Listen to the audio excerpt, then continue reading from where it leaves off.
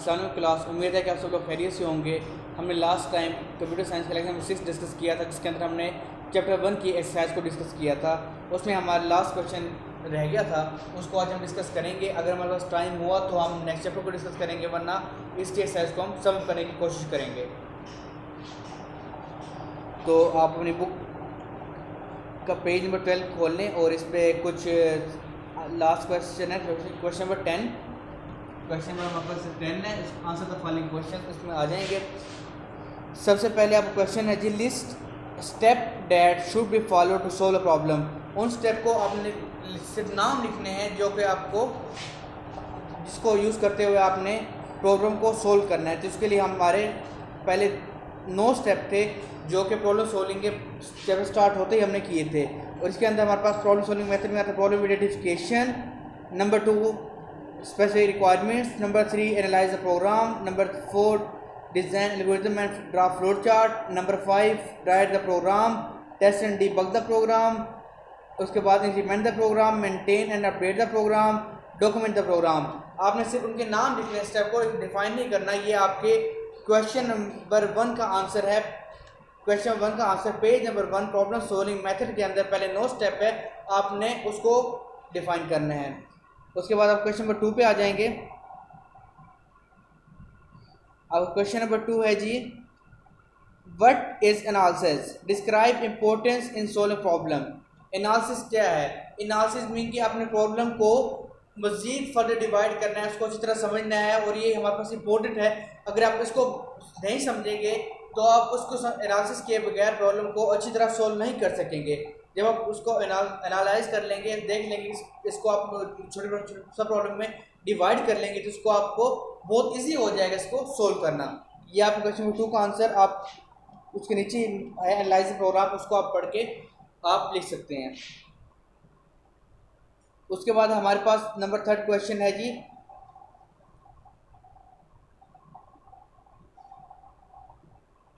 What method should be adopted to solve complex problem? Discuss briefly। मतलब एक complex problem को solve करने के लिए हमें कौन सा मेथड को अडॉप्ट करना चाहिए? हम उसके लिए डिवाइड एंड कंकर का रूल इस्तेमाल करना चाहिए। डिवाइड एंड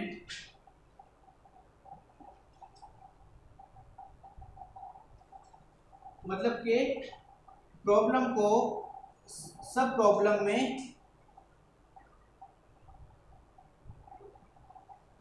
डिवाइड करें। एक बड़ी प्रॉब्लम को मजीद छोटी प्रॉब्लम में डिवाइड करने को डिवाइड एंड कंकर रूल कहते हैं। इसको आप एनालाइज द प्रोग्राम को जब पढ़ेंगे तो उसका आंसर आपको वहां पर मिल जाएगा।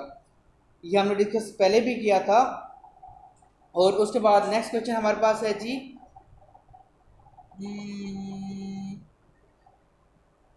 What do you mean by syntax of programming language? Is necessary to know syntax of solve problem on computer?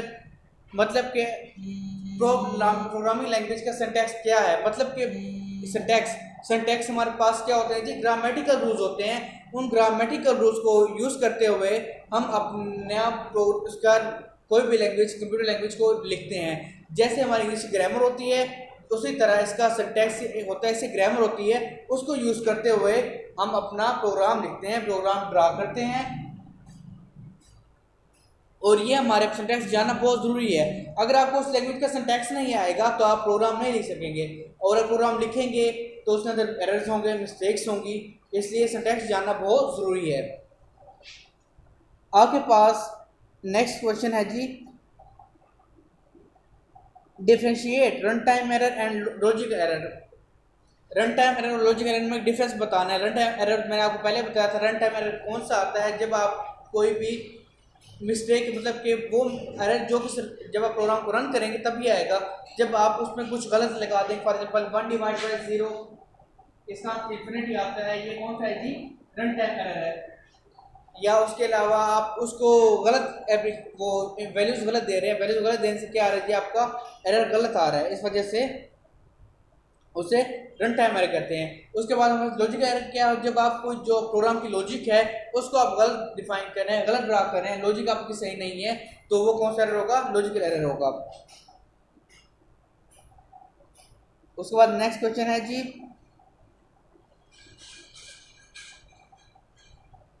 Why documentation is considered vital in problem solving process? Give reason. Documentation क्यों ज़रूरी है, इसके लिए हमने documentation of programme के अंदर बहुत detail से पढ़ा था। डॉक्यूमेंटेशन प्रोग्राम शॉर्ट में आप ये लिख सकते हैं कि ये इसलिए ज़रूरी है कि इसके बगैर आप उसको एक अच्छा प्रोग्राम नहीं लिख सकते। इसकी डॉक्यूमेंटेशन जब होगी तो आप इजीली कोई भी जो पर यूज़र होगा आप इजीली उसको यूज़ कर सकेगा, या यूज़र यूज़ सही ना भी कर पाए।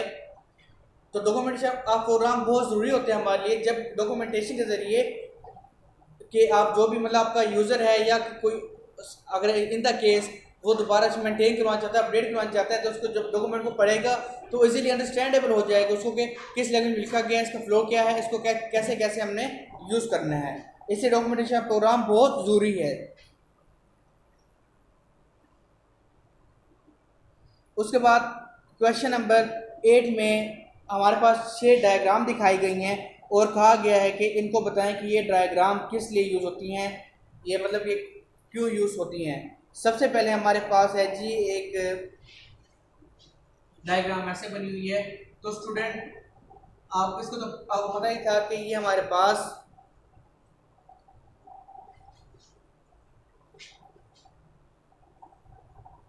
क्या है जी, डिसीजन है। जब भी आपने कोई डिसीजन लेना है, कुछ भी प्रोसेस को डिफाइन करना है, तो क्या डिसीजन लेना है, कोई कंडीशन लगानी है, तो डिसीजन के लिए क्या यूज़ करते हैं, ये डायग्राम यूज़ करते हैं। उसके बाद आपके पास नेक्स्ट डायग्राम है जी, ये आपके पास कनेक्टर है।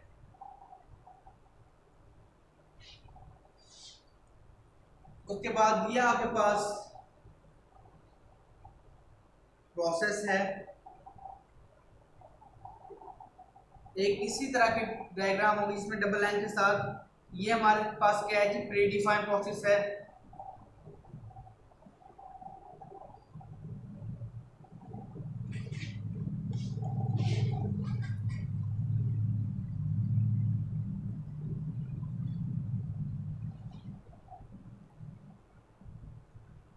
और उसके बाद आपके पास एक डायग्राम ये बनाई गई है।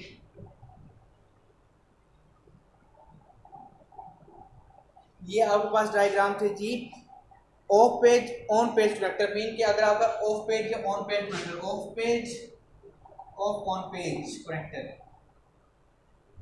मतलब कि इन द केस आपका जो फ्लो चार्ट है एक पेज पूरा नहीं आ रहा, इसके लिए आपको दूसरे पेज मूव करना पड़ता है। तो आप क्या यूज करते हैं, इसको यूज करते हैं। ये आप क्या होता है जी, off page on page connector होता है।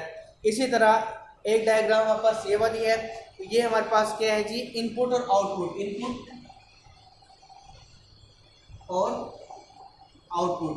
इनपुट और आउटपुट के लिए हम इस डायग्राम को यूज करते हैं। तो ये हमारा क्वेश्चन नंबर 8 का आंसर था।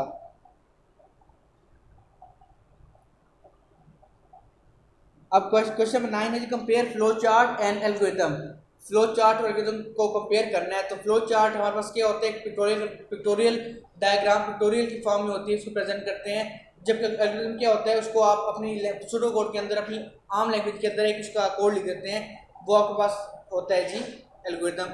इसके एल्गोरिथम में फाइनाइट नंबर स्टेप्स होते हैं, इसको आप डायग्राम के तरीके से शो कर रहे होते हैं, प्रोसेस को शो कर रहे होते हैं।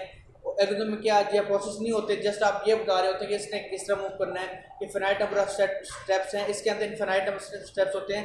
लेकिन इसी तरह इसमें कुछ लिमिटेशंस हैं।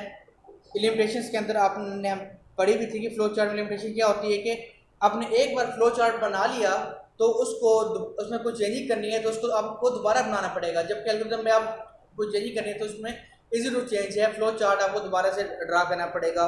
उसके बाद ये क्या है जी, कोई कम्प्लेक्स प्रॉब्लम आ जाए तो उसका एल्गोरिथम इतना आसान है, लेकिन उसका कम्प्लेक्स प्रॉब्लम का वो फ्लो चार्ट बनाना बहुत मुश्किल है, जबकि एल्गोरिथम बनाना बहुत आसान है।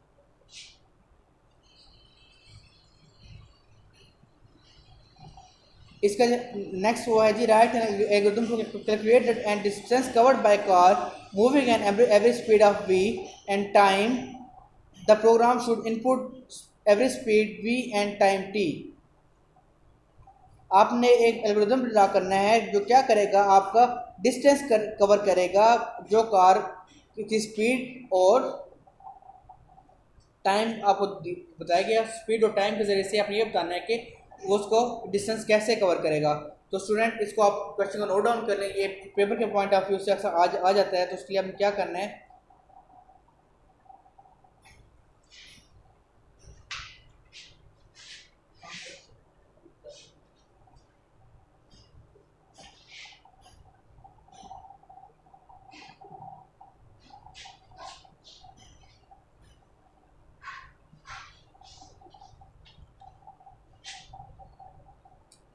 सबसे पहले क्या करेंगे, बिगिन करेंगे आप। बिगिन मतलब कि आपका एल्गोरिथम स्टार्ट हो जाएगा। उसके बाद आपने एस को क्या करना है जी, फाइंड आउट करना है। आपने एस को फाइंड आउट करना है। ये वेलोसिटी है और ये टाइम, वेलोसिटी और टाइम जो हमें दिया हुआ है। वेलोसिटी इसमें फॉर एग्जांपल दे दी, हम अगर ले लेते हैं वेलोसिटी 2 ms-1 चल रही है, टाइम आपके पास हमने डिफाइन कर दिया 1। तो उसके लिए आपने एल्गोरिथम में पहले क्या करना है, बिगिन करना है, आपने वेरिएबल को डिफाइन करना है। जब वेरिएबल को डिफाइन कर लेंगे तो आपने फार्मूला डिफाइन करना है, s is equal to v t. मतलब कि डिस्टेंस का फार्मूला जिसमें पढ़ा होगा कि distance equal to speed multiply by time is equal to distance.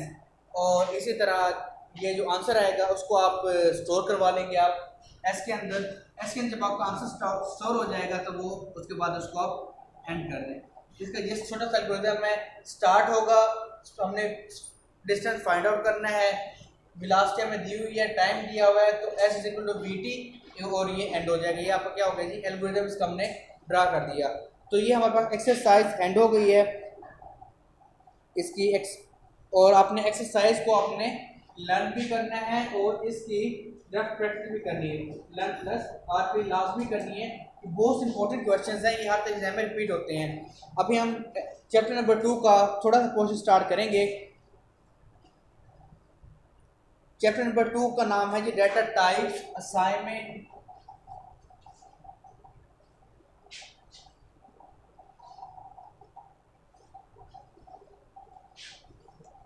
Unit number 2 data type, data type, assignments and input output statement। data types,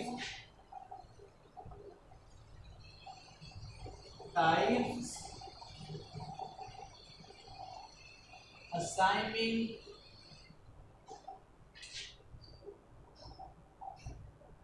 input and output। Data type, assignment, input and output हमारे chapter 2 का नाम है।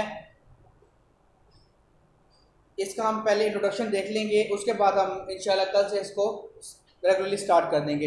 Introduction में है जी, the basic language was developed by John Kemeny. ये आपका book पे आप निशान लगा लेंगे कि जो बेसिक लैंग्वेज है वो किसने डेवलप की थी, जॉन कैमने ने। ये बहुत इंपॉर्टेंट आपका एमसीक्यूज में आता है कि वो बेसिक लैंग्वेज किसने स्टार्ट की थी, जॉन कैमने ने। John Kemeny and Thomas Kurtz in 1963। आपने नाम और सन दोनों को याद करने के, बेसिक लैंग्वेज किस साल बनाई गई और किन लोगों ने बनाई, इन दोनों के नाम और साल आपने याद रखना है कि 1963 के अंदर ये लैंग्वेज बनाई गई थी और जॉन कैमने और थॉमस कोड्स ने इसको बनाया था यूएसए के अंदर। It was invented as an instruction tool and teach fundamental programming concept to student. ये क्या थी, ये हमें ये बनाई गई थी जो फंडामेंटल कंसेप्ट बताने थे, इसको बेसिक बताने थे कि प्रोग्रामिंग क्या है। प्रोग्रामिंग के बेसिक कंसेप्ट समझाने के लिए इस लैंग्वेज को बनाया गया था। उसके बाद it was developed to address the complexity issue of the older language. उसके अलावा जो हमारे ओल्डर लैंग्वेज थी उससे कम्प्लेक्सिटी इशू को सोल्व करने के लिए भी इस लैंग्वेज को बनाया गया था। और उसके बाद हमारे पास GW basic. GW basic is an interrupter for basic. जो GW बेसिक हम इस लैंग्वेज को लिखेंगे, मतलब उसके जैसे नोटपैड होता है हमारे पास, नोटपैड में कोई भी लैंग्वेज लिखते हैं, इंग्लिश लैंग्वेज लिखते हैं, इस तरह GW बेसिक को लिखने, वो बेसिक लैंग्वेज को लिखने के लिए क्या यूज़ करते हैं, GW बेसिक के नाम से एक सॉफ्टवेयर है, वो इसका इंटरप्टर है, उसको यूज़ करते हैं। जिससे क्या होगा जी, वो प्रोग्राम हमारा रन हो रहा होता है। मतलब हम उसको जो प्रोग्राम लिखेंगे, कोड लिखेंगे, उसको टेस्ट करने के लिए GW बेसिक का यूज़ करेंगे। इसी उसके बाद है जी there are many other translators. उसके अलावा GW बेसिक के अलावा भी बहुत सारे ट्रांसलेटर्स हैं, कंपाइलर्स हैं, इंटरप्रेटर हैं, लेकिन GW बेसिक जो है वो हमारे पास एक बेस्ट इसके लिए यूज़ होता है, जो कि हर विंडो के साथ इजीली अटैचेबल है। उसके बाद है जी हमारे पास different vendors such as QBasic मतलब क्यूब बेसिक के नाम से भी एक सॉफ्टवेयर हमारे पास मौजूद है, which provide a menu driven environment to return and execute. ये भी हमें एक एनवायरनमेंट प्रोवाइड करता है, मॉल प्रोवाइड करता है, जिसपे हम प्रोग्राम लिख सकते हैं और इसको एग्जीक्यूट कर सकते हैं। इसी तरह basic program here we shall refer to GW basic because it provide a simple and easy to use environment. लेकिन हम क्या करते हैं, GW बेसिक लैंग्वेज के लिए GW बेसिक टूल को यूज करते हैं। GW बेसिक टूल को क्यों यूज करते हैं, क्योंकि ये इजी टू यूज है, इजी टू अंडरस्टैंड है। तो ये इसके अंदर आपके पास एक इंपॉर्टेंट शॉर्ट क्वेश्चन बन जाता है कि बेसिक के कौन कौन सॉफ्टवेयर यूज होते हैं। बेसिक के लिए हम कौन से यूज करते हैं, नंबर 1 GW बेसिक और number 2 cube basic. Cube basic का मतलब होता है क्यूब बेसिक, ये दोनों टूल यूज करते हैं, लेकिन हम GW बेसिक को यूज करते हैं। GW बेसिक को यूज क्यों करते हैं, क्योंकि ये इजी टू अंडरस्टैंड है और एक अच्छा इन्वायरमेंट प्रोवाइड करता है, इसलिए हम इसको GW बेसिक को यूज करते हैं। ये एक शॉर्ट क्वेश्चन है, इसके अंदर 2 MCQs मैंने बताया आपको कि इसके लिए कि आपने ये बेसिक लैंग्वेज कब बनाया गया और किसने बनाया, ये आपके क्या है MCQs हैं। और ये आपके इंपॉर्टेंट शॉर्ट क्वेश्चन बन सकता है कि बेसिक के इंटरप्टर कौन कौन से हैं, तो 2 इंटरप्टर हैं, GW basic and cube basic. तो स्टूडेंट आज के लिए हमारा इतना ही। आज की जो आपकी डायरी है वो यही है कि जो एक्सरसाइज के हमने जो 10 क्वेश्चन किए हैं आपने उसकी रफ प्रैक्टिस करनी है, उसको लर्न भी करना है और उसको आपने अपने नीट कॉपी पर नीट करके मुझे व्हाट्सएप के थ्रू सेंड भी करना है। तो आज तक के लिए इतना ही, इंशाल्लाह नेक्स्ट लेक्चर में हाजिर होंगे। अल्लाह हाफिज़।